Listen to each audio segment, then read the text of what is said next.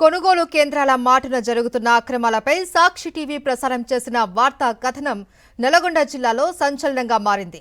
నిబంధనలు పాటించకుండా అసలు ప్రారంభమే కాని కేంద్రం నుంచి ధాన్యం కొనుగోలు జరిగినట్లు సృష్టించిన ట్రక్ షీట్ సాక్షి టీవీ కంటపడింది. అసలు ఏం జరుగుతుందని పూర్తి స్థాయిలో నిఘా పెట్టడంతో అక్రమాలు వెలుగులోకి వచ్చాయి. దీంతో అధికారులు విచారణకు ఆదేశించడం, తప్పు జరిగింది వాస్తవమే అని తేలడంతో ఒక్కసారిగా జిల్లాలో తీవ్ర చర్చనీయాంశంగా మారింది.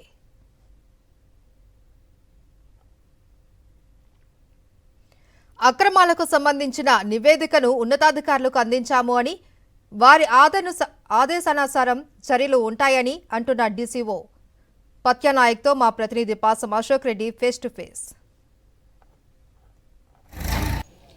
నల్గొండ ఉమ్మడి జిల్లాలో ధాన్యం కొనుగోలు కేంద్రాల్లో గత 4 సీజన్ల నుంచి కూడా అక్రమాలు జరుగుతున్నాయి. ఇతర రాష్ట్రాల నుంచి సన్నధాన్యం వస్తుందని చెప్పేసి ఒకవైపు, అదే సమయంలో ఇక్కడ కొనుగోలు చేయకుండానే కొనుగోలు చేశారని చెప్పేసి ట్రక్ షీట్ నిబంధనలకు విరుద్ధంగా 4వ తారీఖు ఒకటి రిలీజ్ కాబడ్డది. అక్కడ ధాన్యం 741 బస్తాల ధాన్యం అమ్మకాలు జరిగినాయని చెప్పేసి కూడా ఒక ట్రక్ షీట్ వచ్చినటువంటి నేపథ్యంలోనే పూర్తిస్థాయిలో అధికార యంత్రాంగం కూడా కదిలింది. విచారణకు వెళ్ళినటువంటి నేపథ్యంలోనే అక్కడ ఏం తెలియదు అనేది కూడా ఒకసారి మాట్లాడదాం. మనతో పాటు డీసీఓ పత్యానాయక్ గారు. సార్ చెప్పండి, ప్రధానంగా ట్రక్ షీటు నిబంధనలకు విరుద్ధంగా వెళ్ళొచ్చా? పిఎస్సిఎస్ ఆలగడప మిర్యాలగూడలో జరిగినటువంటి నేరుగా రైతుల దగ్గర నుంచి నేరుగా మిల్లర్కు ప్యాడీ పోయిన వాస్తవమే, కానీ అది ప్యాడీ సెంటర్కు రాలేదు. రైతుల యొక్క ప్రోద్బలంతో ఈయన మన సంబంధిత పిఎస్ఎస్ సిఓ గారు అక్కడికి లారీ ప్లస్ వేయింగ్ మిషను సంచులు ఇచ్చి అక్కడి నుంచి తరలించిన మాట వాస్తవమే. కానీ అది మిల్లుకి పోయింది. మిల్లు పోయిన తర్వాత వాళ్ళు అన్లోడ్ చేసుకున్నారు. అది ప్యాడీ రైతుల ద్వారా తేలింది. కానీ ప్యాడీ ఎవరైనా ఏరియా పాపన ఉన్న ఫార్మర్సు సెంటర్ అవంతిపురంలో సెంటర్కి వచ్చి ఇక్కడ నుంచి పర్చేజ్ చేస్తారు, ఇక్కడ నుంచి తరలించాలి. కానీ సిఓ అయినటువంటి పిఎస్ఎస్ ఆలగడప సిఓ అయినటువంటి పీపీసీ ఇన్ఛార్జ్ వాళ్ళు నిబంధనలకు ఉల్లంఘించి ఆయన అక్కడికి నేరుగా రైతు ధరకి వచ్చి వేయింగ్ చేయడం అది నిబంధనకు విరుద్ధం.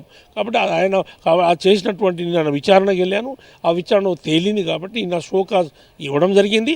ఆ రిపోర్ట్ను గౌరవ కలెక్టర్ గారికి రిపోర్ట్ ఇస్తున్నాము ఫర్దర్ యాక్షన్ కోసం. ఎట్లాంటి యాక్షన్స్ ఉంటాయి సిఇఓ మీద? నిన్న నేను షోకాజ్ ఇచ్చాను. గౌరవ కలెక్టర్ మేడం గారికి రిపోర్ట్ ఇస్తున్నాను ఫ్యాక్ట్ ఫైండింగ్.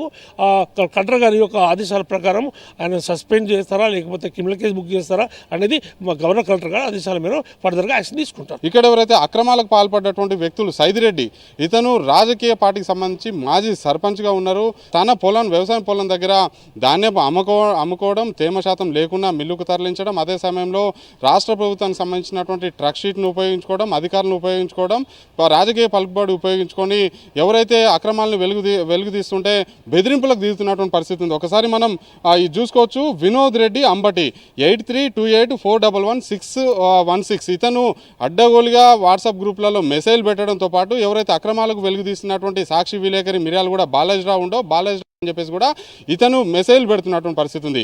ఈ వినోద్ రెడ్డి అంబడితో పాటు సైదిరెడ్డి మీద కూడా పోలీసులకి కాసేపట్లో మేము కంప్లైంట్ చేయబోతున్నాం. ఈ బెదిరింపులకు సాక్షి టీవీ లొంగదు, ఈ బెదిరింపులకు సాక్షి టీవీ భయపడదు. అక్రమార్కుల మీద ఖచ్చితంగా సాక్షి టీవీ ఫైట్ చేస్తూనే ఉంటుంది. నిజమైన రైతులకు న్యాయం చేసే వరకు సాక్షి టీవీ వాళ్ళకి అండగా ఉంటూనే ఉంటుంది. వీడియో శ్రీనివాస్తో పాసం అశోక్ రెడ్డి, సాక్షి టీవీ.